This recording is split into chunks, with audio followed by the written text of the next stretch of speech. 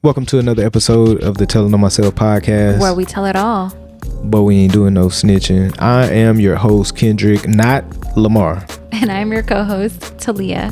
Do not forget to like, comment, and subscribe so you do not miss future episodes. And I think we got a good one coming up for you, so hope you enjoy. The first time I tried therapy was in 2014, and I was basically just trying to save my job at the time. I was over the job in general, but I was afraid to quit because that was my only source of income. And so I found myself in a predicament where we was on a point system, and I was basically on like my last point. And I woke up one morning like, man, I quit. But then like 30 minutes later, I'm like, man, nah, I can't quit. So now I'm scrambling. Now I'm already late. So I've accumulated the point if I actually show up and all of that other type of stuff. So basically I start scrambling. I start looking through some of the different resources that the job I had at the time offered. And I saw something about like stress. So I'm like, yeah, I could blame it on that. Stress. Like that's something I don't have to like go to the doctor or get some sort of like get some shots or something weird. I just start thinking about all type of stuff, draw blood to show. Nah. So I'm like, well, the stress option. So I start toggling along, and then I see a therapist and blah, blah, blah. So I'm like, man, let me try that. So it gives me a number. I call this 1-800 number. I get in touch with this guy, and I'm like, I need to sound like I'm losing my mind, like I'm super stressed out. So I'm trying to sound. I know the theatrics were there. Yeah, them theatrics was theatrin or whatever. Theatricing. I don't know. Yeah, theatricing for sure. Johnny gets on the line. Hello, how can I help you? And I'm like, man, I don't even know, man. I'm just stressed. I'm stressed out, man. And they like, okay, so tell us what's going on.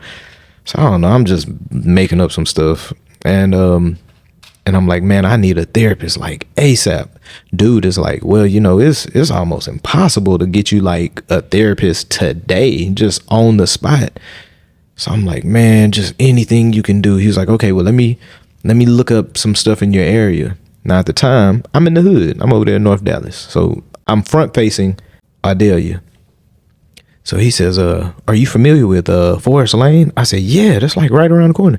He says, actually, there's one therapist available, and he's available today. I said, man, book him.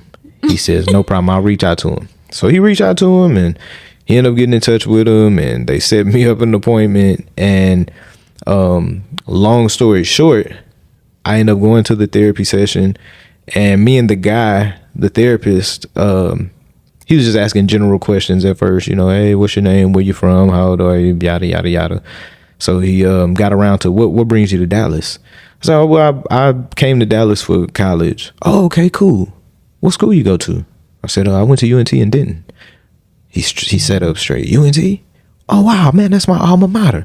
How you like it out there? I said, man, it's cool. He said, nah, brother. How you really like it out there? He caught that. There was something about that brother. Oh, he was black. He was very black. Okay. It was something about that brother kind of caught me. I said, He said, no, brother, tell me, how did you really like it? I was like, man, all right, it's a little different. He was like, man, well, I'm going to get straight to it. Did you ever experience any racism? I said, dang, it's possible. And so he started kind of telling me all about his experience at UNT and all of that, and how I guess because I went to UNT, I'm supposed to, man, you gonna have such a promising future. I'm gonna guarantee it. I'm like, all right, whatever, bro. So I'm explaining to him about my situation at the job, and so I'm like, man, I'm gonna keep it a buck with you, bro. Man, these folks stressing me out so bad. I'm basically on the verge of quitting, but I can't quit right now. I ain't found another job. So he says, so you need the therapy. And I said, yeah, you get it. Ain't no need to even finish the sentence. You get it. He says, and then I started telling him about like some of my Caucasian employees at the time who was treating me a certain type of way. He says, ooh, we gonna get them. I said, what you mean? He said, we gonna milk them for everything. He started filling out all type of forms and stuff. You give him that. Matter of fact, I'm gonna email. So he man, I was off work for 6 months. Wow. And on paid leave. And the only reason why I went back, aside from being bored, was they was only paying me like 50%. They had dropped down. It went from 100% to like 75, and then eventually it dropped down to like 50%, paying me 50% of my pay. And so yeah, that whole little therapy season, I didn't even have to show up. Like I didn't have to pull up to the actual therapy sessions. So it was just like an unspoken agreement that y'all had. Yeah, to milk the company that I was working for. Said stick it to the man. Yeah, so we ain't even have like so yeah, of course I'm already thinking, man, see, I knew it. They all crooks, you know, it is what it is. So yeah, so I could see how that could make your experience with therapy seem like, you know, these guys are waste of time. Yeah. Even though he was helping you in that season of life, it's still, you know, it was still a situation where he was just helping me with the job. He wasn't helping me with nothing else. It was just like they say on In Living Color, hated it, you know. He was looking out for a brother. He was looking out for a brother. Yeah. He was looking out for a brother, but he wasn't actually like providing he wasn't actually providing like the actual therapy. What was he doing? Looking out for a brother. For me personally, I've never thought that I needed therapy. I feel like I'm pretty self-aware, and I'm pretty even killed. Like I just feel like I know if I'm tripping. I know when I need help. I know what my thresholds are. Like I just feel like I'm so in tune with myself. And sometimes I'm like, do I just like think too much that my shit don't stink? Like, do I think that I'm just very like above therapy? And I don't believe that I'm above therapy, because it's like, I know that therapy is beneficial. I know that there are some people that really have benefited, you know, from therapy. Recently, I went to therapy for the very first time. At the beginning of this year, I had tried therapy with this. My brother recommended Sondermind, which is an app. And on the app, it'll like put you with some therapist or whatever. And I had gotten matched with this one therapist, and we had 3 sessions. And when I tell you, I was so freaking frustrated with this lady, because the very first session, I already knew it wasn't going to be nothing. Everybody already warned me, like, don't think that, you know, this lady's going to like, you know, go into like deep stuff on the first time. They're going to want to get to know you first. They're going to ask you some like preliminary questions. She's going to tell you about the things that she's an expert in, and blah, blah, blah, blah. And I said, all right, cool. No worries. Like, that's fine. I'll give her that. And the first session, of course, went just like that, very surface, and I was like, all right, cool, whatever. Second session, I thought that we were going to go more deep into stuff. Still did. And it was all very surface. It was like, oh, so what do you do? And oh, okay. Oh, yeah, that's really nice. And this, and I'm just like, find out things that I don't even know about myself. Like, I need you to go in there and like extract the stuff that I have compartmentalized so deeply that like I'll be shocked if you find it. Like, that's the kind of stuff that I want from a therapist. So then I had a third session with her. Again, I felt so frustrated. I felt like I was even asking her questions to try to get us into a deeper conversation so that she could ask me deeper questions. And I was like, how am I like leading this therapy session when I'm the person supposedly needing the therapy? Like, I don't like this at all. So I just like totally stopped going. My brother kept telling me, you need to go to therapy. And his reason is because I take on too much, because dad died, and because, you know, we're in this new whirlwind of a life that we have now ever since dad passed, and all this, our life is just so different. My mom is sick. Like, there's so many things happening. And he's like, you know, you really need to go to therapy. Like, you may think you don't need it, but you really do. And I said, all right, cool. I'll indulge your request or whatever. And I started going to his therapist. He was like, you should really come to my therapist. And I said, all right, cool. So I went to his therapist. I will say I was, out of all the therapists, her and one other person, that therapist impressed me the most, because I felt like she was deep enough for what I needed to keep going with her. And I think we had a good like 6 or 7 sessions. Like we had good sessions. I think that I like that she would give me homework. She would tell me stuff like, all right, like, I'm a big procrastinator. So like, even though something's going to take me 5 minutes, I'll literally like keep putting it off, and it'll just be this thing hanging over my head. And I don't know why I do that. But she was like, all right, before you go do this, make sure you take care of those tasks, because it's going to be looming over you. So I like that she had stuff like that. So I stopped going to her though just a few weeks ago, because our schedules were kind of getting weird, and like the session, I kept missing sessions and stuff because of my schedule. But either way, for some reason, I still feel like I need something deeper. And I don't know why I feel like that. Like, I'm gonna need a freaking, what do they call those people that do like that do hypnosis. Like I need you to hypnosis some stuff out of me. I tried therapy again in like 2016, 17. Now, this time I'm sitting there thinking, yeah, I think I need some therapy or something. That's what I'm thinking at the time. I think I might need some therapy or something. Right. I said, where do I go find me a therapist at? Because I want a certain type of therapist. I want them to be a type of way. Now, you're picky with your therapist. I'm picky with most things. This is true. But a therapist especially. I went through my church. My church offered therapy sessions and stuff like that. They offered a lot of different resources. And that was real short-lived. And the reason why I think that was short-lived is because the majority of those sessions were kind of like small group sessions. I wasn't mature enough to be telling these people my business. No, that's. Man. I feel like that'd be kind of weird to go to a therapy session and like really like genuinely talk about like real stuff that's happening in your life in front of other people, because man, people be messy, and it's especially like, and this ain't nothing to do with like church. It's more to do about people.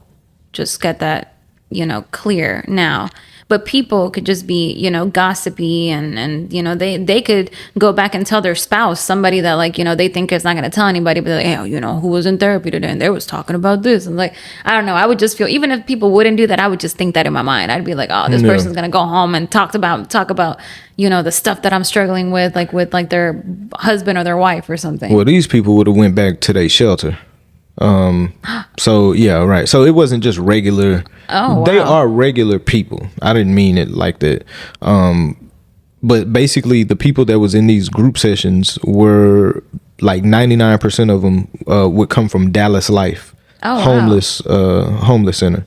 So and that's pretty interesting too, because you'll see a lot of people that live in homeless shelters that you wouldn't think they don't look like somebody homeless. They look put together, got a job, like all this type of stuff. They're just houseless. Like they just don't have a house to live in. But there's plenty of homeless people or houseless people that, go to regular jobs and stuff. Like yeah, for sure. I was just thinking that it was like people from your church, like just other members is what I was envisioning. Oh, yeah, maybe one or two or whatever. But yeah, it was like little small group sessions. And then third time was a charm or no? Yeah, the third time was a charm. All right. Yeah. How was your third experience? And man, it started off good. That was this year. Yeah, but not so I probably really needed therapy in 2014. I just wasn't aware. Okay. By 2017-ish, I'm aware, man, I think I need a little therapy or something like that. By 2023, I'm like... Done scared our dog. 2023, I'm like, I need therapy. I need some help. Like, I'm going crazy in this mug. So that's a clip right there. Yeah.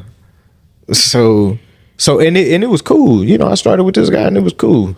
Now, I'm a be honest. I'm gonna be totally honest, and y'all can feel how you want to feel. This telling on myself, so It is what it is.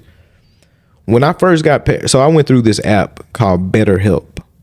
And when I first got paired with this therapist, the first thing I noticed was he didn't particularly meet my filtered categories. Right. The first thing I wanted was someone who spoke clear English, because if therapy, right, I need to be able to understand what you're talking about. Sure. So I didn't want any type of barriers, like a heavy accent, because we're not meeting in person. It's over the phone and stuff. Yeah. So the reception might be a little spotty, and you got this heavy accent, and then it's hot. I got a fan blowing in one ear. I'm like, man, what did this say? Like, So the first person they paired me with was a very pleasant guy from the heart of Zimbabwe, and yeah, he's very nice guy. The very first person they paired me with, he came with an accent for sure. But I was thinking, man, you know what, man, this might be divine though. Maybe I would maybe I'm being shallow, and maybe I just need to fight through whatever potential barriers there may be, i.e. language barrier. That's the only thing I'm thinking could be a barrier. Right. So yeah, we started out. It was cool. He was good. He dropped a couple of gems on me. He shared some things that really like made me think. Because when we started off the session, I'm like, say, bro, look, before I even tell you my name, I'm gonna just tell you about me. I'm an introvert. I'm very self-aware. I researched psychology and behavioral patterns, CBT. Wait, cognitive behavior. Yeah, CBT. All of that. Cognitive behavioral therapy. I read books on that randomly. Like I'm a weirdo like that. Weren't you in school for psychology? Yeah. Okay. Yeah. So, when we talk about surface level stuff, I'm aware of a lot of my surface level issues. So I'm like you. I'm like, man, I need you to go deep. I need you to help me uncover hidden, buried trauma responses and all that other type of stuff or whatever. Right. And it seemed like he was on the path to doing that, man. And we had 2 or 3 sessions. And I think 3 sessions. And on that 3rd session, man, what ended up happening was I think I was actually starting to warm up to dude, and I'm like, okay, I'm willing to go a little further, tell him a little bit more. Maybe he'll help me unpack. And it seemed like the day that I was willing to really like be my most vulnerable self, like dude was like rushing me out to like anything else, like when you get to like Wendy's or something and you hey, can I get a number one? Okay, anything else? Anything else? Like, man, come on, man, golly, man, yeah, I got something else. Like, man, just sit there, shut up and listen, bro. Like, right. So anyway, I think on the day that I was attempting to be like my most vulnerable up to that point, he was just like he seemed kind of dismissive, like he was like rushing me, or it wasn't like he was rushing me, but I got this sense that I didn't have undivided attention. Yeah, he told me he seemed distracted. Yeah, just divided attention. And for some reason, it was like the moment that happened, whoop, wall right back up. So I'm like, yeah, I'm good. And I haven't had a session since. Like, he'd have messaged me a couple times. Like, I ain't opened up the messages. Like, for some reason, I'll do that, though. Like, the moment I feel like I'm opening up to a person and it's not met with whatever I needed to be met with, I don't know what to call it, but it's not met, like, gracefully or something like that. Yeah.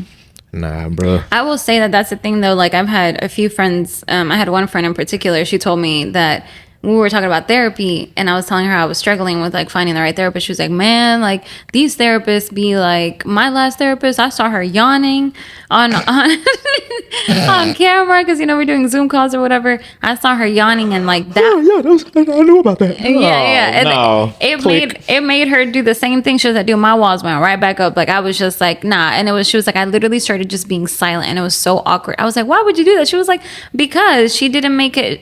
And I think it's a weird thing because, you know, therapists are humans too, right? Like they're also therapists. Not on my watch. You be a therapist on my watch. You can be a human when we hang up. I know. It's such a weird fine line to like recognize that they're human, that they could be tired. They could be having a bad day, could be having a long day, could have not slept, whatever. They also take on so many people's problems and everything else. It's like, I understand. And that's my problem too. Like I go into a therapy session trying to be the therapist. And that's the freaking problem because I'm the one here needing the therapy. Well, I don't even think I need the therapy. So I'm just here honestly against my own will, just so I can like appease my brother, all the people around me that are like, oh, you're just taking on so much. You really need to go to therapy. Like it's just good for your mental health. And I'm like, my mental health is fine right now. Like I promise you, like I'm pretty self-aware. And if I was spiraling, I would do something about it. And I think I'm just trying to get ahead of the curve and just be like, all right, let me just go to therapy, you know, whatever, like just trying to do it ahead of time before. Preventative therapy. Let me go to therapy before I actually need the therapy. And it almost felt like in my sessions recently, like the last few that I did, it was almost like she was like, is there anything else that you want to talk about? It was almost like she couldn't find anything wrong. Like it was a very weird thing. It's like the things that we would talk about, she could extract things and be like, okay, well maybe for this, like maybe you really need to like work on this and do this. But it wasn't like damn girl, like you really need to work on this because like man, you're really struggling with this. It was just like a I'm gonna just pull from the little things that you tell me, or like, is there anything else, anything going on with mom? Like, she sensed that I had that little bit of mommy issue, so she would always say, what about mom? What about what's going on with mom? Like there's a golden ticket or something. Yeah, right. So I could what be about like, mom? Boy, that's when you know she done shot all her bullets. yeah, because I had talked a little bit about how like me and my mom had like a little bit of a, you know, moms and eldest daughters, like we have a thing. And you know, I definitely wanted to unpack that. And it was almost like I've already forgiven my mom for all the stuff that she's done, like all the things that, you know, my mom struggled with alcohol and stuff, like when I was a teenager up until my adult years. But now as an adult, and like I think recognizing, like I think we talked about this in a previous episode, just recognizing that like your parents are living and going through life at the same, like for the first time, just like we are. And if we think about the age that we are now, like right now, the age that I'm at now, my mom, I would have been like, I don't know, like 7 or 8 or 12 or however old I would have been. Like, if I think about myself now as a 31-year-old, having a kid that's like 11 or 12, like, I don't know how, you know, especially with like the time frame that they used to be in, like there was no therapy, there was no talking about emotions, there was no talking about none of that. So of course, like therapy and stuff wasn't even a thing back then. So I can only imagine like the mentality and stuff that our parents had with us, and the traumas and the things that they kind of passed on to us, and that now we're having to undo in therapy, and being more self-aware, and being just like doing shit to like work on ourselves more. Yeah, for sure. But yeah, like I just felt like she just kept trying to like extrapolate stuff from, you know. Mm-hmm. See, I think if I would have been a therapist for real, I like going for those subtle cues. Like that lady, she just kind of like dig, and she like, oh well, it's like it's as if she started digging and ran out of, either she ran out of dirt or she ran out of shovel. You're gonna run out of dirt because there ain't nothing to dig up. Nah, she just ran out of shovel. You think? Please, man, yeah, it's plenty to dig up. Yeah, you can be extracted some more. I just Man, you crazy, man. Get out of here. what? What the? Yeah, you crazy at the end of the day. You be appearing sane and normal as you want to be. You just a good actress. I am a theater kid. The therapist and all them people out there in Wonderland may not know, but I know you. I know you know me. If anybody could be a therapist, it would be you. For me, anyway, specifically. Like, I think that... And me. Yeah. Nah, I think I could be a good therapist for you because I feel like I know you better than anybody else. You do know me better than anybody else. And I know all your deepest, darkest secrets. You know some deep and dark ones.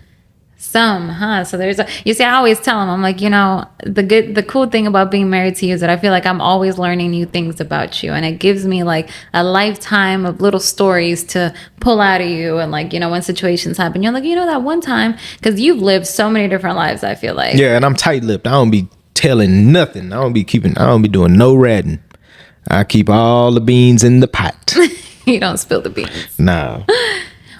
And then as my wife, she'll be like, come on, man, I'm your wife, man. How they gonna know I know? Mm-mm. You know, one thing I do respect about you though is like if you have any friends that like come to you with certain things, how I was saying like the fear of like, you know, going to therapy in a group setting and like having people go and tell their spouse. I'm always expecting that, but I feel like you're always pretty like, you know, if you have been told something by a friend, like you will not tell me, like you just won't. I know. And that's really good. And they'll be like, well, why? Or y'all probably think, oh, she probably lying right now. He probably do be telling everything.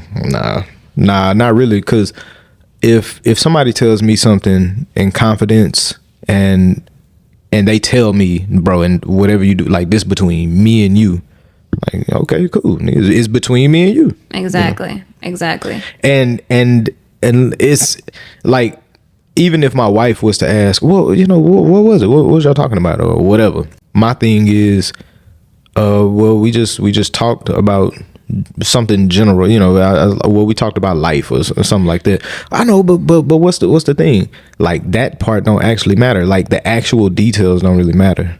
I know. I feel like you'll tell me that, like, oh, you know, my friend was struggling with some things, and we just talked about it, and you know, it was a good conversation. It was good. I think everything's good. Like, it'll be very like blanket statements, like very vague, to where it's like I know it was probably some, and like I get the point. Like I get the like message received. It's like, all right, I'm not gonna pry about what it is that y'all talked about or whatever. I just know that whatever was talked about was in confidence between both of y'all. And I'm going to respect that same way as I have, you know, girlfriends, because I don't really have male friends, but like my girlfriends and stuff, when we talk about something, it's funny because sometimes I'll be like, just between you and me, because I feel like there is that common like thought of like, oh, she's going to go and tell her husband. It's like casual conversation. Like I'm sitting there waiting like, what was it? Like you care about girl talk or something like that. Like, nah, you don't. But either way, I think that with therapy, going back to therapy, I think that therapy can be a very good thing. It could be a very, very good thing. And I think that there are some people out there that really, really need therapy. To be totally honest, I'm still at a point in my life where I don't really feel like I need it. But I don't want to dissuade anybody from getting therapy, because I think that it's a very good tool, and it's something that feels almost like new age, even though therapy has been around for a while. But I feel like we're the very first generation, like for the past, like maybe that, I don't know, maybe the past 6, 7, 8 years, it's become more of a thing that it's like, hey, it's cool to go to therapy. Like, it's not a bad thing to go to therapy. I think therapy is good. I know it's good. Therapy is good. It's a good thing. It's a good resource. And it can be very effective for people when it comes to them transforming their lives, you know, from the inside out. Right. But like the therapist was telling me, he like, yeah, bro, I know that you think that therapy is good. Matter of fact, he was telling me a story. He was telling me a story about his son. So this particular therapist had a son who's like 20 something years old. He just recently graduated from college, maybe a year or two before.